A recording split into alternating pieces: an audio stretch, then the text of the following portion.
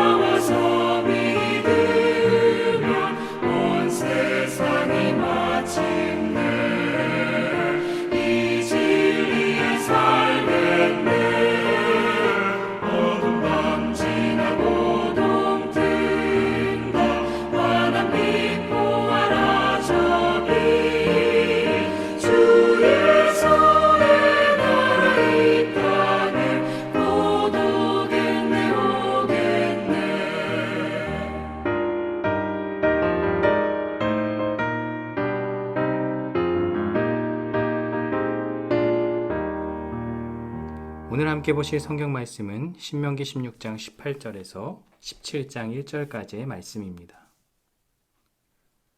내 하나님 여호와께서 내게 주시는 각성에서 내 지파를 따라 재판장들과 지도자들을 둘 것이요 그들은 공의로 백성을 재판할 것이니라. 너는 재판을 굽게 하지 말며 사람을 외모로 보지 말며 또 뇌물을 받지 말라. 뇌물은 지혜자의 눈을 어둡게 하고 의인의 말을 굽게 하느니라. 너는 마땅히 공의만을 따르라. 그리하면 내가 살겠고 내 하나님 여호와께서 내게 주시는 땅을 차지하리라. 내 하나님 여호와를 위하여 쌓은 제단 곁에 어떤 나무로든지 아세라상을 세우지 말며 자기를 위하여 주상을 세우지 말라. 내 하나님 여호와께서 미워하시느니라. 흠이나 악질이 있는 소와 양은 아무것도 내 하나님 여호와께 드리지 말지니 이는 내 하나님 여호와께 가증한 것이 됨이니라. 아멘. 오늘 본문은 이스라엘 공동체가 지켜야 할 공의에 대해서 말씀합니다. 여호와를 예배하는 것에는 절기를 아름답게 지키는 것과 더불어 여호와의 특징적인 성품인 공의를 신중하게 추구하는 것도 포함됩니다. 이스라엘 민족은 여호와가 택하신 예배 처소에 모여 정기적으로 절기를 지키며 예배해야 합니다. 또 일상생활 가운데에는 여호와께서 그들에게 주신 모든 성읍에서 공의를 행사함으로 하나님께 최고의 영광을 돌릴 수 있었습니다. 모세는 그들에게 각 지파마다 재판장과 지도자들을 두라고 지시합니다. 이들을 세운 것은 하나님의 공의가 재판 가운데 드러나도록 하기 위함입니다. 하나님은 이들이 추구해야 할 모습에 대해 말씀합니다. 먼저 재판장은 편견을 가지고 잘못된 판단을 해서는 안 됩니다. 사람을 외모로 평가하지 말고 절대로 뇌물을 받아서는 안 된다라고 말합니다. 뇌물은 지혜자의 눈을 어둡게 하기 때문이죠. 그렇다면 이들은 무엇을 추구해야 할까요? 20절인데요. 하나님의 공의입니다. 하나님을 대신하여 재판하는 이들이 뇌물의 판단이 흐려진다면 그것은 하나님을 욕되게 하는 일입니다. 하나님께서 이들을 세우신 것은 단 하나, 하나님의 공의를 드러내기 위함입니다. 이스라엘은 광야 생활 가운데에도 인구가 줄지 않았는데요. 이 모든 것이 하나님의 은혜입니다. 그런데 수많은 사람들이 생활하다 보니 기준이 필요하게 되죠. 만일 재판장들이 사리사욕으로 판단하게 되면 상처받는 자들이 나올 것입니다. 그러나 하나님의 공의로 재판한다면 그 누구도 이 일을 제기하지 않게 되죠. 하나님의 공의를 따를 때 이스라엘은 살아갈 수 있습니다. 하나님의 공의를 따를 때 여호와께서 내게 주시는 땅을 차지할 수 있습니다. 오늘을 살아가는 우리도 동일합니다. 하나님의 공의, 즉 말씀을 따라 살아가야 합니다. 모세는 이제 가나안에 들어갈 이스라엘 백성에게 다시 한번 당부합니다. 사실 계속해서 강조하고 있는 부분인데요. 우상을 섬기지 말라는 것입니다. 하나님의 백성은 하나님만 사랑해야 합니다. 하나님만을 예배하고 섬겨야 합니다. 오늘 우리는 주상을 만들거나 그곳에 절하지는 않죠. 하지만 우리에게 우상은 무엇입니까? 하나님보다 더 사랑하고 아끼는 것, 하나님보다 더 소중히 여기는 것이 바로 우상입니다. 우리는 끊임없이 세상에 미혹되고 물질에 사로잡혀 살아갑니다. 하나님보다 더 중요하게 여기며 우리의 시간과 마음을 그곳을 향해 사용합니다. 하나님을 믿는 성도는 먼저 하나님의 공의를 바라보기 원합니다. 하나님은 어떤 상황이 오더라도 흔들리지 않고 하나님만을 붙잡고 살기 원하십니다. 이스라엘 백성들이 하나님을 삶의 중심으로 삼았던 것처럼 우리 삶의 중심도 하나님이 되어야 할 줄 믿습니다. 지금 내가 하나님보다 더 소중하게 여기는 것이 있다면 과감히 결단하고 버리는 우리 모두가 되기를 소망합니다. 마지막으로 17장 1절은 하나님께 어떤 것을 드려야 하는지를 설명합니다. 이스라엘은 제사를 드릴 때마다 제물을 가져오는데요. 흠이나 악질이 있는 소와 양을 드리지 말라고 강조합니다. 흠 있는 것을 하나님께 드리는 것은 하나님을 욕보이는 일입니다. 오늘 우리 예배의 모습은 어떠합니까? 최상의 것을 드렸던 이스라엘 백성들의 모습이 우리 안에 있습니까? 현장 예배를 드리지 못할지라도 우리의 마음을 다해 각 가정에서 하나님을 예배해야 할 줄 믿습니다. 최선의 것, 즉 우리의 마음을, 우리의 중심을 하나님께 드리는 예배, 그 예배가 우리 가정 가운데 있기를 축복합니다. 하나님의 공의인 말씀을 따라 살아가는 삶, 하나님보다 더 소중히 여기는 것들을 과감히 포기하는 삶이 우리 안에 있기를 소망합니다.